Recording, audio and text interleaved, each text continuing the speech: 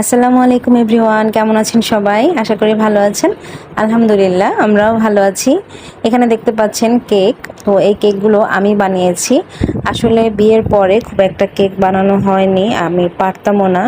আর বিয়ের আগে মোটামুটি ভালোই কেক বানাতাম, তখন ক্রিম ফ্রস্টিংটা করতাম না, কিন্তু ফ্রুট কেক, প্লেন কেকগুলো আমি ভালোই বানাতাম।